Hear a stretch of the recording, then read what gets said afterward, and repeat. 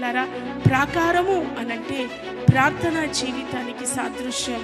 అవును, ఈ విశ్వాస యాత్రలో ఎన్నో నీకు విరోధంగా లేస్తున్నాయి. ఒకవైపు అనారోగ్యం, ఒకవైపు బలహీనత, రెండో వైపు ఆర్థిక ఇబ్బంది, మూడో వైపు భర్త ద్వారా వేదన, నాలుగో వైపు పిల్లల ద్వారా వేదన, ఎటు చూసినా భార్య ద్వారా బాధ, ఎటు చూసినా నెమ్మది లేని శత్రు కార్యాలు నీ పైన బలంగా నీ మీదికి వచ్చి నిన్ను బాధకు గురి చేస్తున్నాయా? నా దేవుడు అంటున్నాడు, నేను నీకు సహాయం చేస్తాను. సహాయం చేయ మొదలు పెట్టిన నేను మధ్యలో ఆపివేసే దేవుణ్ణి కాదు. ఈరోజు సహాయం మొదలు పెట్టేనా, నేను నిన్ను పిలిచే ఆ దినం వరకు నీకు సహాయం చేస్తూనే ఉంటారు. ఏది శత్రువుగా నీ పైకి వచ్చినా వాటిని దునుమాడే శక్తిని నేను నీకు ఇవ్వబోతున్నాను.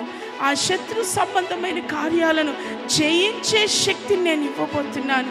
నీ అనారోగ్యాన్ని లయపరచబోతున్నాను. నీ ఆర్థిక ఇబ్బందులన్నీ తొలగించబోతున్నాను. మానసికంగా దేన్ని గూర్చి నీవు బాధను అనుభవిస్తున్నావో ఆ బాధలన్నిటిలో నుండి నేను నీకు విడుదల కలిగించబోతున్నాను.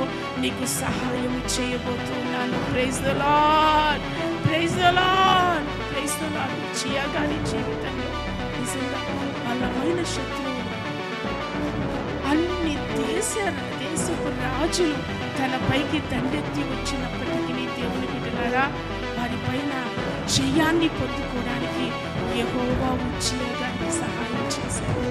నీవు నీ దేవుని ఆశ్రయించినంత కాలం నీకు విరోధంగా లేచిన, నీకు శత్రువుగా నిలిచిన ప్రతి దానిని జయించడానికి నీ దేవుడు నీకు సహాయం చేస్తూనే ఉంటాడు. అలా మన జీవితాల్లో దేవుడి సహాయం చేయును కాక.